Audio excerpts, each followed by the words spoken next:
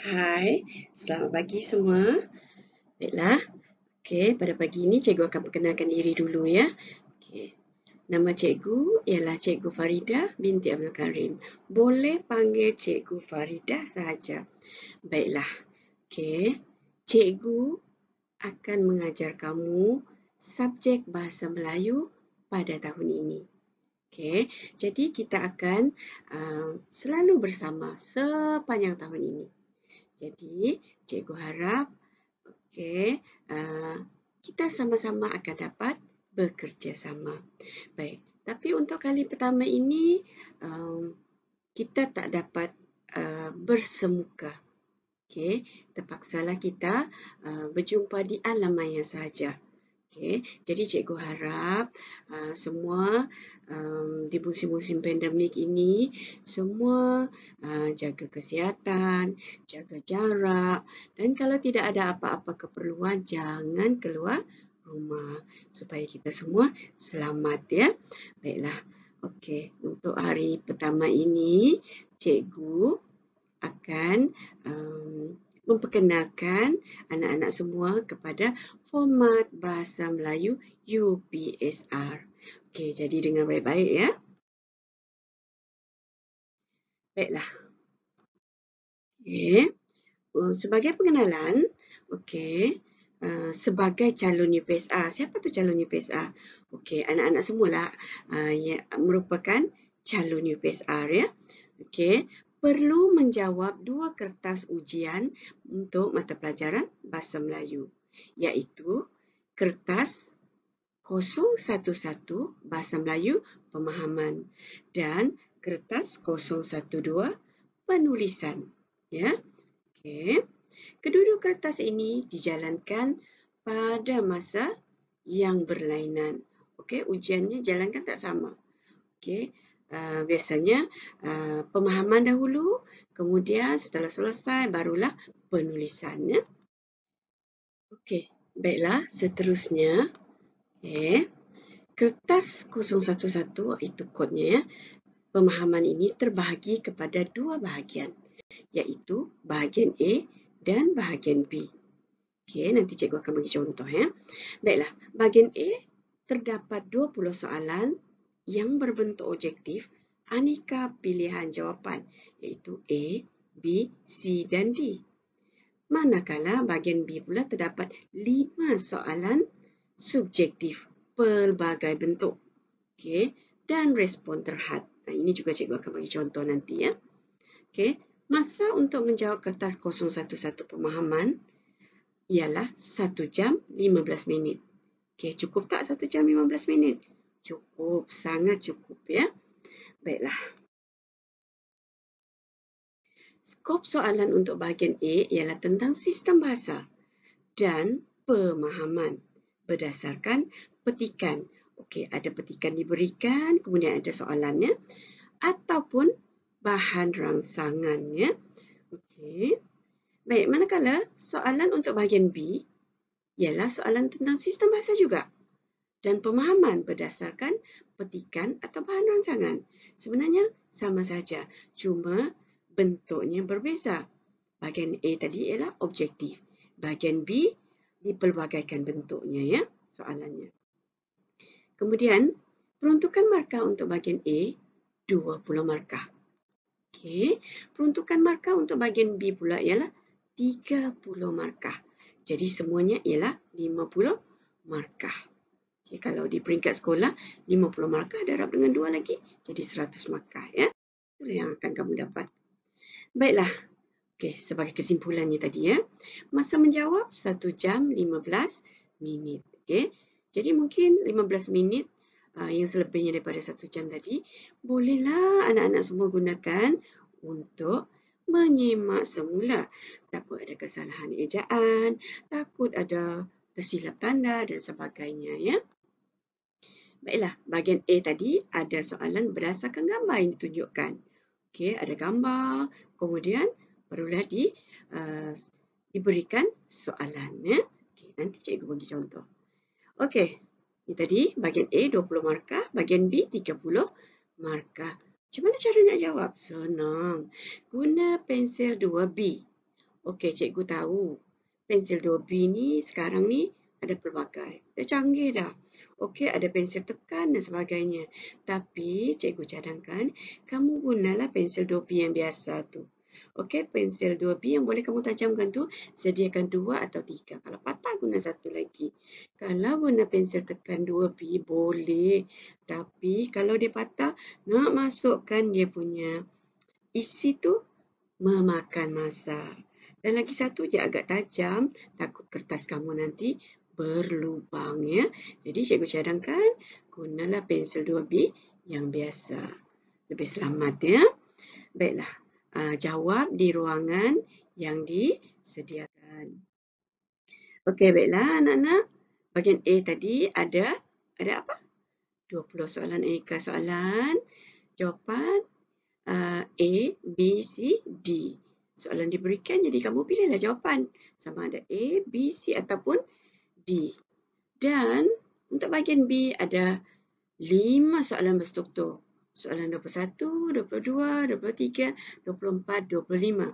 Okey, walaupun ada 5 saja tetapi contohnya soalan 21 dibahagikan lagi kepada beberapa pecahan. Dan begitulah sampai soalan 25. Okay. Baik, ni cikgu bagikan contoh muka depan bahagian B. Kalau kamu tengok di sini, soalan 21, okey, dia letak hitam situ. Maknanya, mungkin soalan itu isi tempat kosong. Satu soalan saja. Tapi ada banyak tempat kosong ya. Okey, soalan 22 ada pecahan di sini. A, B, C. Maknanya soalan 22 ada 3 pecahan soalan. Okey. Dan begitulah seterusnya. 23 ABC, 24 ABC juga, 25 ABCD. Okey, tapi kena ingat soalan begini, okey, tidak semestinya sama tiap-tiap tahun. Okey, bentuknya akan berubah tiap-tiap tahun dan petak-petak ini juga akan berubah mengikut peruntukan markah ya. Okey, ini adalah contoh sahaja. Sebab itulah di atas ini dia letak 20XX ya, contoh ya. Baiklah. Okey, cikgu janji tadi nak bagi contoh soalan kan. Baik. Soalan 1 berdasarkan gambar 1. Jadi kita kena tengok gambar lah. Ya. Baik, soalannya nombor 1. Soalannya, Daniel melihat rakannya sedang kosong anak sungai. Baiklah, yang mana satu Daniel? Okey, semestinya yang berdiri itu kan. Melihat rakannya sedang, okey, yang mana rakannya?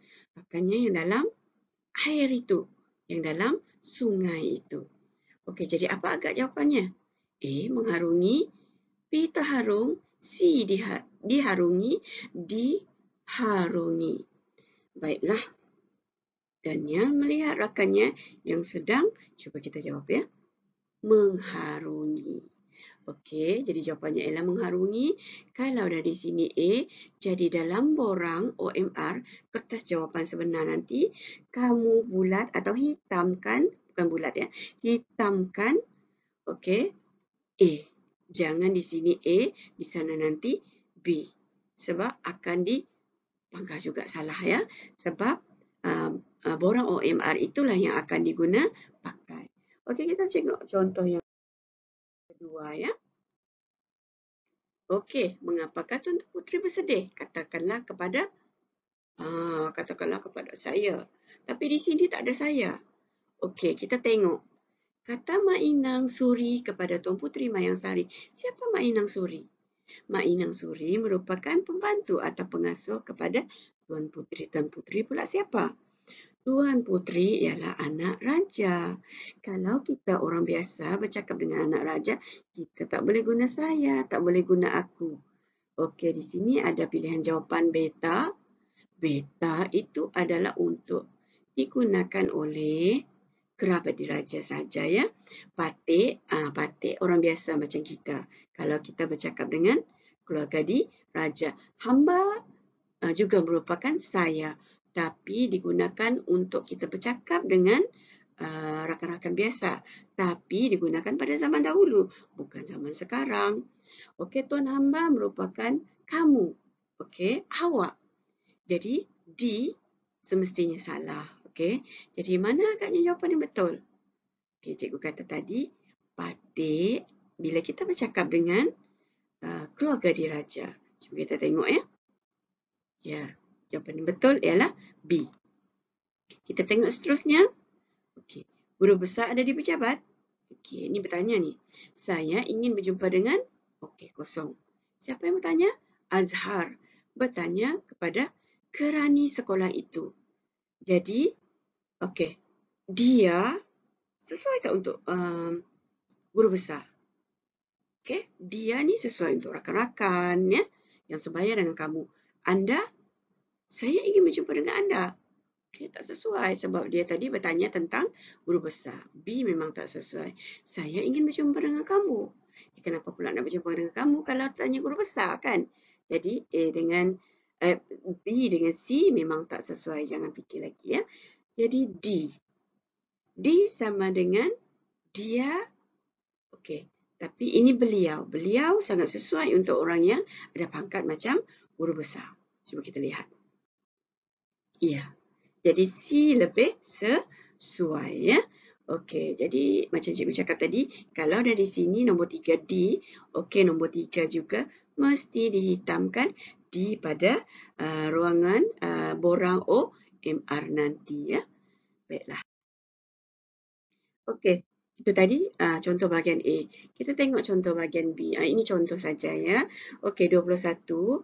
Di sini dia bagi lengkapkan petikan di bawah dengan kata tugas yang sesuai. Ada dibagi pilihan jawapan di situ. Jadi kamu isilah yang mana lebih sesuai. Di situ ada 6 tapi petikan tempat kosong ada 5. Jadi satu untuk mengelirukan kamulah. Jadi isilah jawapan yang sesuai. Baca terlebih dahulu ya.